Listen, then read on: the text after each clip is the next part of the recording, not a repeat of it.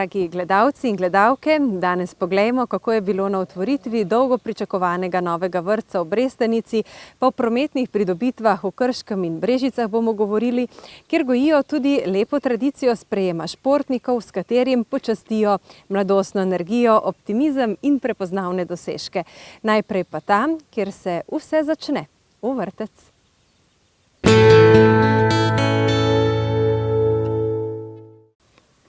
Devetdeset malčkov iz Brestanice je na prvi pomladni dan prvič prestopilo prag novega vrtca Palček. Nov objekt, za katerega je občina Krško s pomočjo državnih sredstev in ekosklada odštela nekaj manj kot 2 milijona evrov, ima 5 oddelkov in enega rezervnega. Gre za tako imenovani skoraj nič energijski objekt z zelo visoko energetsko učinkovitostjo oziroma zelo majhno količino potrebne energije za ogrevanje, hlajenje, pripravo tople vode, klimatizacijo in razsvetljavo. V novem vrtcu so tako za najmlajše kot za vzgojiteljice zagotovljeni bistveno kakovostnejši pogoji bivanja in dela. Vrtec je stal 1,95 milijona evrov. Dobrih 400 tisoč nepovratnih sredstev prispeva ekosklad, dober milijon pa prihaja iz naslova 23. člena o financiranju občinskih naložb. Polovico od tega je nepovratnih, pol pa bo treba državni blagajni vrniti. Minula vlaganja v obnovo in širitev vrtcev občini zagotavljajo zaenkrat zadovoljivo število mest v otroškem varstvu. V lanskem letu je bilo v mesecu septembru vključenih 1208 otrok. Tekom leta so se ti oddelki potem popolnili, odprl se še en dodatni, tako da je v tem trenutku 1240 otrok vpisanih v vrtce v naši občini. Demografski podatki nakazujejo za letos nekoliko nižji vpis. Čeprav na začetku šolskega leta čakalnih list ni, se lahko zgodi, da kakšen enoletnik, ki bi se v varstvo vključil sredi leta, ne dobi mesta. Ni problem samo prostor, problem je tudi v bistvu zagotovitve kadrov in pa vsega ostalega. Lastna cena enega oddelka vrtca je približno 60 tisoč evrov na letnem nivoju v povprečju. Nov vrtec bo zrasel še na Senovem, za katerega je že v pripravi dokumentacija in v velikem podlogu, je povedal Sluga.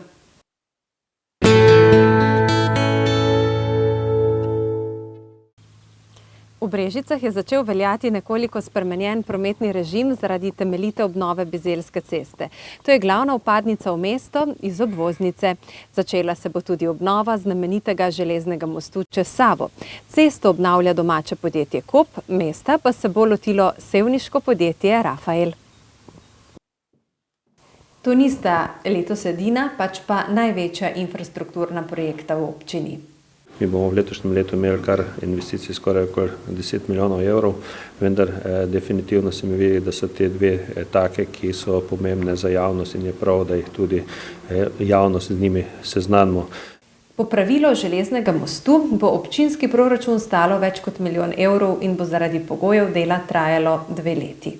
Zaradi same zahtevnosti se bo izvajal 2 leti, kajti treba upoštevati predvsem vremenske pogoje in pa Savo, tako da se lahko dela izvajajo eno polje samo od aprila pa praktično do septembra. Podjetje Rafael v partnerstvu s Slovenskimi železnicami si je na podobnih objektih utrdilo sloves kvalitetnega izvajalca. Naš namen je pri katerem koli objektu, da se zadeva naredi hitro. Hitro seveda, predpostavko kvalitetno in tako, kot mora zadeva biti, kot se je zamislil projektant. Ampak sigurno je prednost v tem, da nas ne ovirajo nobeni vremenski pogoji, se pravi, da ne škodimo samo izvedbo del in delamo od jutra do večera. Železni most iz leta 1906 je spomenik tehnične kulture, ki premošča 2 reki in je skupaj dolg več kot pol kilometra. Površina med mostom čez Savo in mostom čez Krko, nekako ga imenujemo inundacija.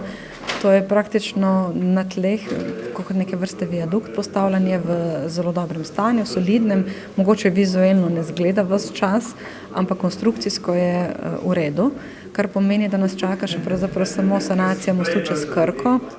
To bo enkrat v prihodnje, ko bo zagotovljen denar. Zdaj ima prednost Bizeljska cesta. Vrednost je približno 570 tisoč evrov, s tem, da se bo še zraven tudi uredila še vodovodna cev kot dodatno še delo. V lanskem letu je bilo pa tudi že urejena kanalizacija z posebnim postopkom in ta dela naj bi bila končana v 100 dneh.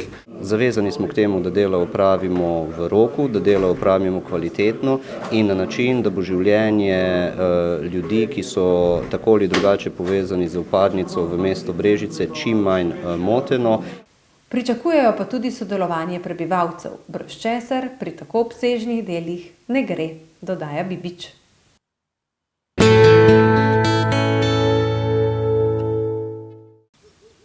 V Krškem pa imajo okrog 7 milijonov rezerviranih za obnovo in gradnjo cestne infrastrukture. Velik del tega denarja bo porabljen za sofinanciranje obvoznice in ureditev pri novem mostu čez Savo, ki je v gradnji, je pa v načrtu tudi preplastitev več ulic in obnova manjših mostov po občini. Trenutno je v izvajanju prenova ceste med Brestanico in Blanco na levem bregu Save. V času, ko se je gradila elektrarna Krško, je imela infra obvezo, da zgradi v tem delu kanalizacijo in smo pač čakali, da je bila kanalizacija narejena. Sedaj je narejena in smo v lanskem letu naredili en del, letos pa še približno nekih 450 metrov pločnikov ob glavni cesti. V to sodi tudi, se pravi, tudi sama izdelava kanalizacije, javne razsvetljave in ostalega, kar sodi pač v ta del. Naložba znaša 330 tisoč evrov. Za mesto Krško načrtovana dela na cestah pa se bodo pričela s preplastitvijo v jeseni obnovljenega glavnega mostu, kar je v večini financirala Direkcija za ceste. Dela so bila zaključena tik pred novim letom, ko se asfaltne baze že zapirajo, zato so polaganje zaključnega sloja preložili na vremensko ugodnejši čas in v kratkem se bodo lotili tega dela, zato bo most takrat spet zaprt za promet. V starem mestnem jedru, nasproti občine, pa na gabaritih nekdanje železnine raste nova stavba za namene javnih služb. Dva nadstropja bosta namenjena javni dejavnosti, torej gre za Center za socialno delo in pa Zavod za poslovanje. Podstrešje oziroma zadnja etaža pa je namenjena 4 stanovanjem, 4 ali 5 stanovanj. Investitor je družba Kostak. Občina pa bo v dogovoru s Centrom za socialno delo in pa s Zavodom za poslovanje del teh nepremičnin odkupila in pa jih potem tudi zamenjala s temi, se pravi, inštitucijami za neke druge lokacije. To počnejo z namenom, da bi z dobrimi prostorskimi pogoji službe javne uprave obdržali v starem mestnem jedru, dodaja župan.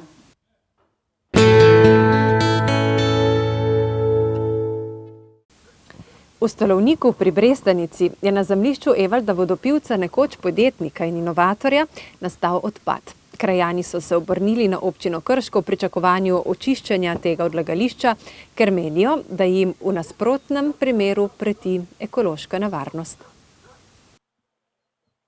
Brestaničani verjamejo, da je nesreča v Vrhniškem Kemisu in v Zalogu pri Novem mestu zadostno opozorilo glede neustreznih ravnanj z odpadki.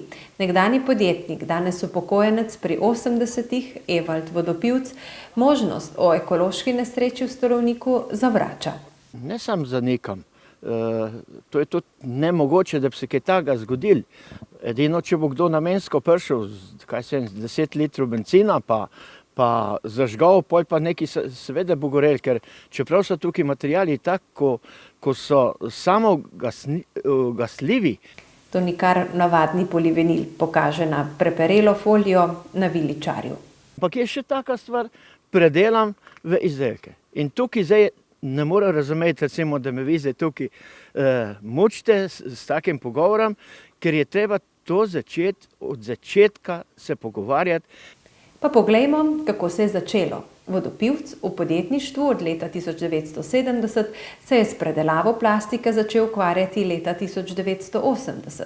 Jaz sem imel poprej šlosarska ali pa strojno-končarska delavnica in sem pol nazadnje že smo delali ene posebne mline za mletje plastike. In ko sem jaz to po Jugoslaviji pač te stroje vozil in smo se tam s tistimi ljudmi, ko imajo neke besede, pogovarjali in ko so mi pokazali, kam mečijo stran. Z malim kamiončkom je dvakrat tedensko iz Kragujevške Zastave vozil odpadni tehnični material v svojo delavnico. Tam so ga zmleli, prebrali in z granulatom oskrbovali več tovarn, tudi Iskro. Tisti čas je bila Jugoslavija v veliki krizi. Podjetja od zvezne vlade zlepa niso dobila dovoljenja za koriščenje deviz, čeprav so jih ustvarjala za nabavo repromaterijala in granulati iz njegove delavnice so bili neprecenljiva surovina, je takratno stanje opisal Vodopivc. Ob tem so delali še vreče za smeti, za bolnice, zdravilišča in komunalna podjetja. Podjetje se je imenovalo Koplast in je imelo 7 zaposlenih. Ljudje ne veste, da pri vsakem komadu, recimo, evo, vidite tole komate, je tale ohišje naredil polovica odpada. Vidite, to je zdaj razlika. To mislijo, to je to, pa ni odpada. In zato je prišel do tega, se po svetu to bolj rešen kot pri nas, da se začne še enkrat ali pa dvakrat podelovati. Ker to je potem čisti denar za državo. Na zemlji ob delavnici je ob odpadni plastiki začel kopičiti še tekstilne odpadke iz sevniške listce, saj so raziskave pokazale neverjetne lastnosti predelanih ostankov iz proizvodnje perila. Pripeljali so mi tam 50 kg, jaz sem tisti na malem stroju naredil probe in sem videl, da je to material, kot bi naredil železobeton. To je bilo neverovatno, da se je to recimo tako pa tako obnašalo. No in ko sem to videl, sem rekel, ok, zdaj za teh par kil se ne splača, treba bo materijala navoz, kaj sem 500 ton ali pa 1000 ali pa kakorkoli, in še iskati potem naprej, kje se tak material nahaja in ga preko koncesij dobiti. Na parceli se je nabralo okrog 500 ton tekstilnega odpada. Zato je začel iskati zmogljivejše predelovalne stroje. Kupil je odslužene iz mariborske surovine. To so bili stroji, ki bi z njo lahko predelal 10 000 ton na leto. Leta 1989 je podivjal bližnji potok. Zalilo je vse stroje, voda je odnašala odpadni material in polizdelke, tudi most. Poplave so Koplast prizadele potem še dvakrat, kar je bilo usodno za sicer odobren evropski projekt. Inovator Vodopivc je imel v načrtu iz ostankov liščinih modrčkov proizvajati protihrupne ograje za evropske avtoceste, kar bi omogočalo 45 zaposlitev. Tale zadeva je bila v Bruslu potrjena. Mi bi dobili 700 000 mark nepovratnih sredstev, to se pravi, da to so bile protihrupne absorpcijske ograje. Tukaj v Evropi jih ni. Uradnik je iz Bruslja prišel v Stolovnik in pomagal pri pripravi investicijskega načrta. Kako pridobiti evropski denar, je povedal Vodopivc. Jaz njemu live program odobren v Bruslu, kot drug še sploh niso vedeli, kaj je live program. Takrat je bil kot inovator predelavi plastike znan po varovalnem tulcu za zaščito mlade trte pred škodljivci, po protiplavnih vrečah in predelavi najslabše vrste plastike v material za estrih oziroma za ključni sloj na podu. Vendar zaradi škode po poplavah ni mogel zagotoviti potrebnega lastnega denarja za zagon večje proizvodnje, brez te pa ni bilo možno črpati bruseljskega denarja. Posledica razdejanja o poplavah je bila inšpekcijska odločba, da je treba dvorišče počistiti. Ker tega ni storil, je prišla izvržba in začel se odvoz 700 000 kilogramov plastičnega materijala. Te protihrupne absorpcijske ograje, ko bi se mogle delati z tega materijala, ko sem men odpeljal, sem imel vse prodano v Nemčijo. Za odvoz odpada oziroma polizdelkov je dobil račun za plačilo 116 000 evrov, kar ga je poslovno in psihično uničilo.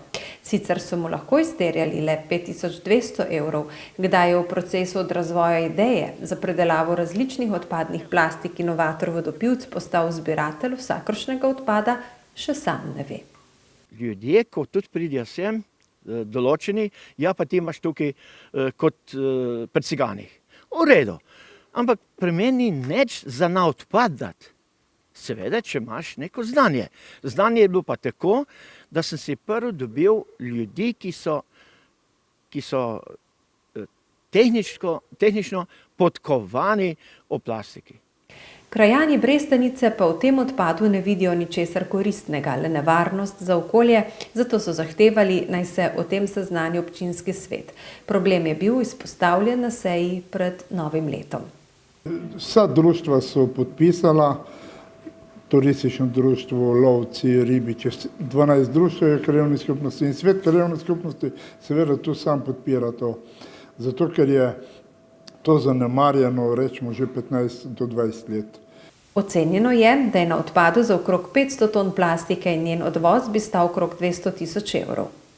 Zdaj, če imam povratno informacijo točno, smo dosegli vse nekaj, da bi v letošnjem letu, ker smo že v 2018, naj bilo to 4. največje odlagališče v Sloveniji in če bojo sredstva, se bojo lotili sanacije. Z vodopivcem se je posebej sestal tudi župan. Ja, to je že takrat po tisti seji, ko je bilo to vse skupaj na dnevnem redu, smo se z njim usedli, se pogovarjali, da bi skupaj poiskali neko možnost enega takega mehkega in za njega ne preveč obremenilnega postopka, s katerim bi vse to skupaj ustranili. Vendar je, moram reči, da je zadeva malo bolj zamotana, predvsem zaradi tega, ker še zmeraj nekako gospod vodopivec ni ravno najbolj odprt glede tega. No, kakorkoli, sem pa dobil občutek, da se stvari premikajo v pozitivno smer. V krajevni skupnosti Brestanica pričakujejo, da bo odlagališče sanirano najkasneje do konca letošnjega leta.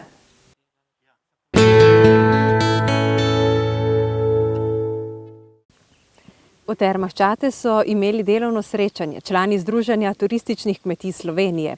Čeprav se s turizmom kot dopolnilno dejavnostjo ukvarja več kot 1000 kmetij, je člani združenja le 400, a interes narašča. Letos se je včlanilo 20 novih ponudnikov. Na srečanju so izvolili novega predsednika združenja, to je Matija Vimpolšek iz Brežiške občine. Največ turističnih kmetij je v Savinjski dolini in na Primorskem, najslabše pa je ta dejavnost razvita na Kočevskem in v Beli krajini.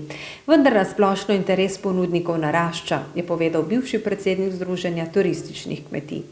Zdaj, v zadnjih 4 letih se je dohodek na kmetijah, na turističnih kmetijah povečal od 10 do 50%.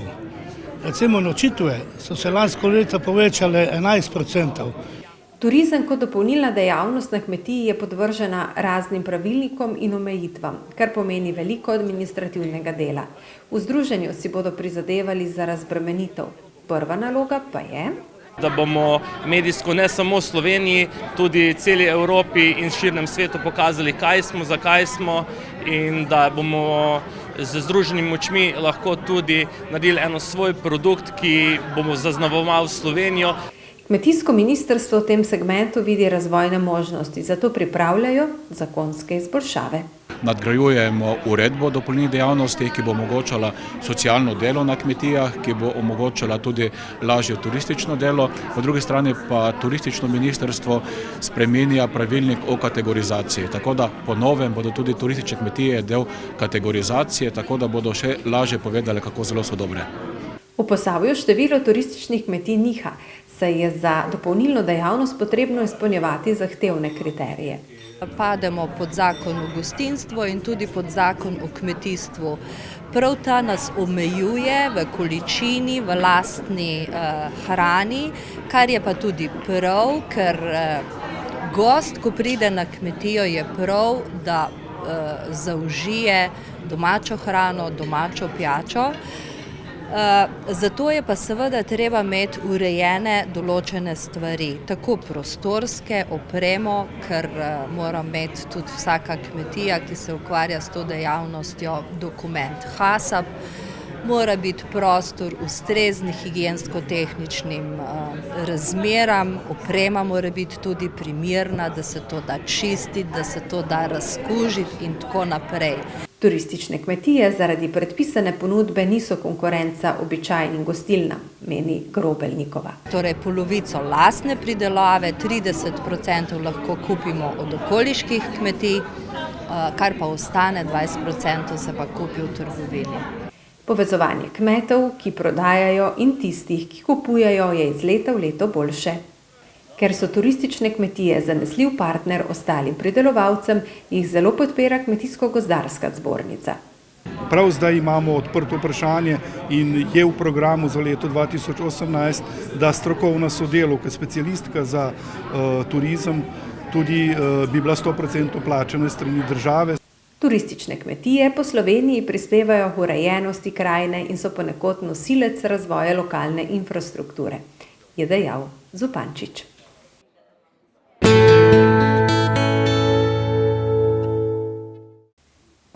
Športno leto 2017 je bilo v brežiški občini za številne posameznike in društva zelo uspešno, kar je postala že prijetna tradicija zadnjih nekaj let. Na najboljše so se s priznanji in nagradami spomnili na vsakoletni prireditvi Športnik leta. Športnik leta je postal atlet Ambrož Tičar, športnica leta pa atletinja Lara v Merzu. Oba sta bila odsotna s prireditve zaradi študijskih obveznosti. Predvsem to, da je končala srednjo šolo, maturo, to je njen največji uspeh. Seveda dosegla je tudi mladinski rekord v skoku višino 186 cm. Udeležila se je evropskega prvenstva. Tu žal v finalu ni šlo vse po načrtih, tako da je bilo to eno veliko razočaranje, tudi veliko solza je bilo na koncu, vendar predvsem je pa zaznamoval odhod na študij v Ameriko. Do zdaj sem jaz bil v dvojni vlogi kot oče, kot trener, zdaj pa ima nove trenerje. Omerzujeva je že drugo leto zapovrstjo razglašena za športnico leta v Brežicah, novih izzivov pa ji ne manjka. Tam se jih dogaja veliko in je zadovoljna, študira, predvsem je to pomembno meni kot očetu, da združuje in študij in športno aktivnost, to je najpomembnejše. Športna ekipa leta 2017 je postala mladinska ekipa društva borilnih veščin Katana. V bistvu sta se udeležila Evropskega prvenstva v Bukarešti, torej v Romuniji. Z malo nesreče sva bila tretja. No, to je bil vidnejši dosežek v letu 2017. Sva pa pred 2 tedni prišla tudi iz svetovnega prvenstva mladinskega, kjer sva pa tudi pobrala tretje mesto. Začela sem trenirati že pri 6-7 letih. Skupaj smo začeli pri 10 in bolj z leti treninga pridejo tudi rezultati. Leto zaključujeva z uradnimi tekmami. Mogoče, če bo slučajna kakšna priložnost, se še dobiva kdaj. Namreč Jan odpotuje v Ameriko, zato je tudi to največja ovira, ta razdalja. Drugače pa bova še vedno ostala prijatelja. Športno plaketo za 40 let delovanja je prejel Karate klub Brežice. Ja, klub je resnično šel skozi vse faze klubskega življenja.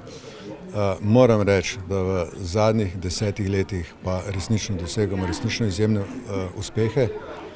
Skozi naše vrste je šlo tudi nekaj danes izjemnih karateistov, ki so danes člani drugih klubov, ampak pri nas so dobili osnove, ampak med našimi člani imamo pa nekaj izjemnih športnikov, dosegajo na mednarodnem področju zelo dobre uspehe. Tlele bi izpostavil v prvi vrsti Nastjo Galič. V bistvu smo zelo ponosni, da imamo tako dobre člane. Imamo tudi državne prvake, imamo odličen kata tim, imamo zelo dobre borce v športnih borbah. Zadnjim uspehom navkljub imajo že jasno zastavljene nove cilje. Naši člani so zelo zavzeti, moram reči. Kot predsednik kluba sem zelo vesel, da imamo vedno polno telovadnico. Uživamo veliko zaupanje staršev, kar je zelo pomembno. Namreč ogromno tekmovanj tekom leta in brez zaupanja in podpore staršev bi bilo zelo težko. Brežiška občina se lahko pohvali s tem, da v zadnjih letih veliko sredstev namenja športu in predvsem športni infrastrukturi, kar se pozna tudi na rezultatih. Sigurno najpomembnejše je za praktično zdravi duh, zdravem telesu, kajti dejansko z športom se ukvarja v občini Brežice precej ljudi, več kot 10% aktivno in pa še ogromno rekreativno. In jaz mislim, da je to tudi pravi trend, kajti v športu treba povedati, najprej seveda se začnejo že najmlajši nekako vzgajati in seveda z športom tudi marsikaterega odvrnemo v kakšnih današnjih cajtih od ulice ali kaj drugega. Tako da sam osebno sem vesel, da imamo toliko športnikov, konec koncem pa se to tudi pozna na koncu pri rezultatu, saj smo eno verjetno od redkih občin, ki ima tudi olimpijskega prvaka. rekel, tudi lokalna oblast ima posluha za šport. Tudi slišali smo na sami pozdravnem nagovoru župana, koliko občina v bistvu namenja sredstev letno za programe športa in seveda tudi v zadnjih 10 letih, koliko investicij v športno infrastrukturo je lokalna skupnost namenila, tako da seveda to je sigurno eden od ključnih momentov, zakaj, bom rekel, iz tega našega okolja izhajajo tako dobri športniki in dosegajo vrhunske, bom rekel, za to naše okolje prav vrhunske rezultate. Ob tem so podelili tudi diplome, 4 športne znake in nagrado občanov, ki jo je prejel atlet Beno Kunst.